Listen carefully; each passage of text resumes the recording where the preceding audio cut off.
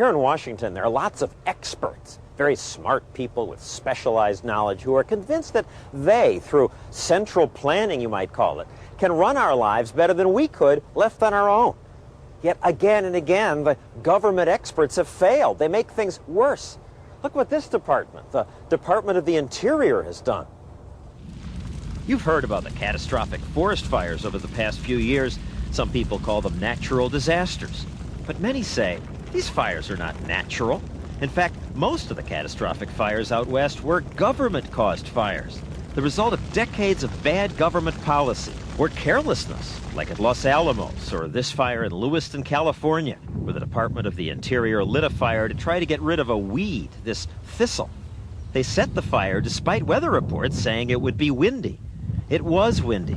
24 people lost their homes. Dottie Lochler was one. Some idiot lit a fire when the wind was blowing. I think it's a criminal act. The man from the Interior Department's a criminal? He's untouchable. That was the attitude, the arrogance. Because I asked him, I says, you know, had I got caught burning trash today, it would have been about a $2,000 fine. And this little guy looked me right dead in the eye and he says, you're just a homeowner. I'm a professional. The fire not only destroyed homes, it failed even to eliminate the thistle, which grew back stronger than before. Government mismanagement of forests has led to fires all over the West. There's a lot of privately owned land here, too, but it's better managed. The catastrophic fires were on government land. And if the Interior Department does a bad job managing land, you ought to see what happens when they try to manage people. Often, the more the government helps, the worse things get. Look at what they did to the first Americans. He put us in a little cage here, call it reservation. Chief Red Cloud's the leader of the Lakota Sioux tribe of Pine Ridge, South Dakota. The Sioux have been herded and controlled by the government for over 100 years. The result? This is now the poorest county in America. Unemployment's about 80%. People live on government checks. Every month they receive some type of handout from the federal government. So our people become lazy and they don't want to work. With nothing to do, many just drink. I've been under the supervision of the federal government for a long time. You know? They messed us up, man. They messed us, man. 17-year-old Russell Blacksmith would like to help his tribe improve their lives. He wants to be chief someday, but he's not optimistic. The federal government turned us into a concentration camp.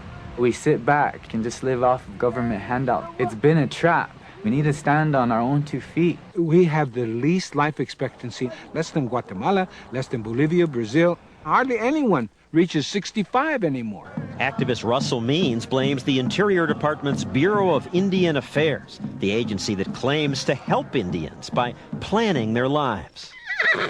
We cannot make a plan or a decision without the express consent of the Secretary of Interior. We submit anywhere from 2 to 5 year economic plans.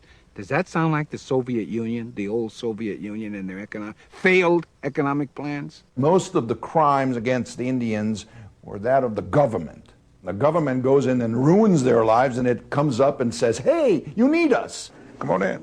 Come on By in. contrast, look what's happened when a tribe managed to get some freedom from government control. We decided that we're going to have to do something for ourselves. Philip Martin is chief of the Choctaw tribe.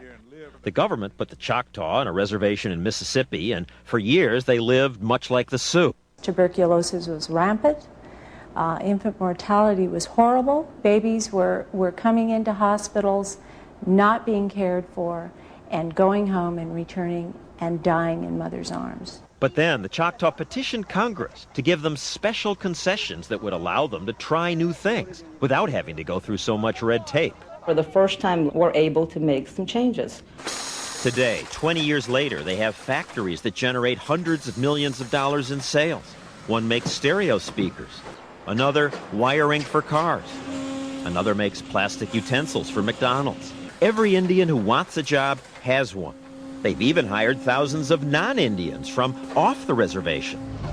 They've built their own schools and hospital, and they've built 1,000 new homes. I think if my grandparents were still living today, they would be so astonished at what all has happened and how much it's changed. Makes you wonder, how does the Interior Department get away with it? charged with helping Indians and given tax money to spend billions on them, they created the poorest people in America. But they still tell the world we're taking care of our poor little Indians. The Bureau of Indian Affairs can't even keep track of the Indians' money. More than $2 billion of it is unaccounted for. Yet no one is even reprimanded. No one's indicted. No one's demoted. No one is fired. No one is even named. Just more billions lost in the bureaucracy. And where might the money be?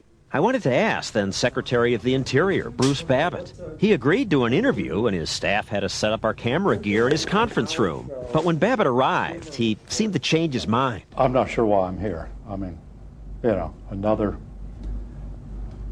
expose. It's all in a day's business, I understand. Okay, well, let's have at it. Okay. But before I could ask him anything, he decided he didn't want to talk. I'm going to fire whoever scheduled this interview. Why? Well, what's the name of the show? We haven't titled it yet. It's okay. Probably... Okay. The government is wasting your money. They are corrupt and incompetent. Well, I wouldn't say corrupt. I would argue competent. Yeah, you'd say incompetent. Look, I'm getting less and less interested in doing this interview. I got to tell you, I really am.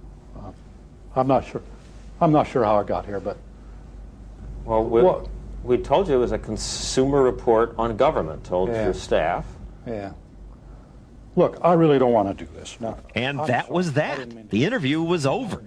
Now his department wants Congress to give more money to the Bureau of Indian Affairs. Should they get it?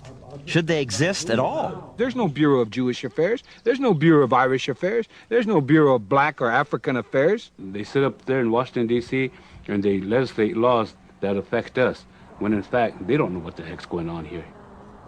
When we return, we'll see if government can build you a house.